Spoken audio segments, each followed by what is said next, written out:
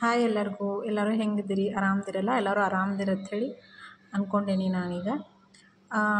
ಏನಪ್ಪ ಈಕಿ ಗ್ಲಾಸ್ ಒಳಗೆ ನೀರಿಟ್ಟು ಏನು ಮಾಡತ್ತಳತ್ತ ಅನ್ಕೊಳತ್ತೀರ ಅನಿಸ್ತತ್ತಲ್ಲ. ಸೊ ನಾ ಈಗ ಟ್ರೆಂಡಿಂಗ್ನಾಗಿರುವಂಥ ಒಂದು ಹೇರ್ ಪೊರಾಸಿಟಿ ವಿಡಿಯೋ ಮಾಡೋನು ನಾನು ಅಂಥೇಳಿ ಅಂದ್ಕೊಂಡೇನಿ. ನೀವು ಭಾಳ ಜನ ಸ್ವಲ್ಪ ನೋಡಿರ್ತೀರಿ, ಕೆಲವೊಬ್ರು ನೋಡೂ ಇರಲ್ಲ. ಈಗ ಟ್ರೆಂಡಿಂಗ್ನಾಗಿರೋದಂದ್ರೆ ನಮ್ದು ಹೇರ್ ಪೊರಾಸಿಟಿ ನಾವು ಚೆಕ್ ಮಾಡಿ ಅದ್ರ ತಕ್ಕಂಗೆ ಆಯಿಲ್ ಹಚ್ಕೊಳ್ಳೋದು ಅಂತ.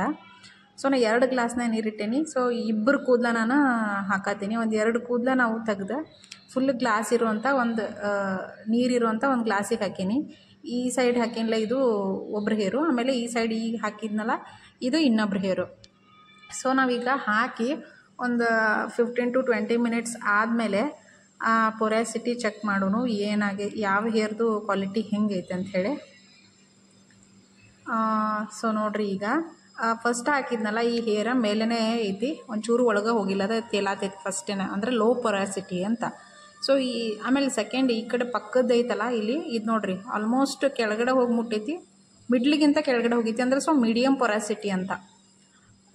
ಲೋ ಪೊರಾಸಿಟಿ ಮತ್ತು ಮೀಡಿಯಮ್ ಪೊರಾಸಿಟಿ, ಪೂರ್ತಿ ಕೆಳಗಡೆ ಏನಾರು ಹೋದ್ರೆ ಅದು ಹೈ ಪೊರಾಸಿಟಿ ಅಂತ. ಸೊ ಪೊರಾಸಿಟಿ ಅಂದರೆ ಏನಂದ್ರೆ ನಮ್ಮ ಹೇರ್ಸ್ ಒಳಗಿನ ಮಾಯ್ಶ್ಚರ ಮತ್ತು ಅಬ್ಸಾರ್ಬಿಂಗ್ ಪವರ್ ಅಂತದು. ಸೊ ನೀರನ್ನು ಅಬ್ಸರ್ವ್ ಮಾಡ್ಕೊಂಡಿದ್ದು ಹೇರ್ ಏನೈತಿ ಅದು ಕೆಳಗೆ ಹೋಗಿರ್ತೈತಿ. ಸೊ ಯಾವುದು ಹೇರು ನೀರನ್ನ ಅಬ್ಸರ್ವ್ ಮಾಡ್ಕೊಂಡಿಲ್ಲ ಅಥವಾ ಎಣ್ಣೆನೂ ಅಬ್ಸರ್ವ್ ಮಾಡ್ಕೊಳ್ಳಲ್ಲ ಅಂತ, ಸೊ ಅದು ಮೇಲೇ ತೇಲಾತೈತಿ. ಸೊ ಈಗ ನಾವು ಪೊರಾಸಿಟಿಗೆ ತಕ್ಕಂಗೆ ನಾವು ಹೇರ್ ಆಯಿಲ್ನ ಯೂಸ್ ಮಾಡಬೇಕು. ಬಟ್ ನಾವು ಏನಿಲ್ಲ, ಅದು ಏನು ತಲೆ ಕೆಡ್ಸ್ಕೊಳ್ಳ ಕೊಬ್ಬರಿ ಎಣ್ಣೆ ಒಂದು ಹಚ್ಕೊಂಡು ಸುಮ್ಮಿದ್ದು ಬಿಡ್ತೇವೆ. ಸೊ ಲೋ ಪೊರಾಸಿಟಿ ಇರೋ ಹೇರಿಗೆ ನಾವು ಆಲ್ಮಂಡ್ ಆಯಿಲ್ನ ಹಚ್ಕೋಬೇಕು. ಮೀಡಿಯಮ್ ಪೊರಾಸಿಟಿ ಇದ್ದದಕ್ಕೆ ನಾವು ಬೇವಿನ ಎಣ್ಣೆ ಹಚ್ಕೋಬೇಕು. ಸೊ ಆಮೇಲೆ ಪೂರ್ತಿ ಹೈ ಪೊರಾಸಿಟಿ ಇರೋದಕ್ಕೆ ನಾವು ಕೊಬ್ಬರಿ ಎಣ್ಣೆ ಹಚ್ಕೊಂಡ್ರೆ ನಡೀತೈತಿ. ಸೊ ಈ ವಿಡಿಯೋ ಇಷ್ಟ ಆಗೈತೆ ಅನ್ಕೋತೀನಿ. Thank you.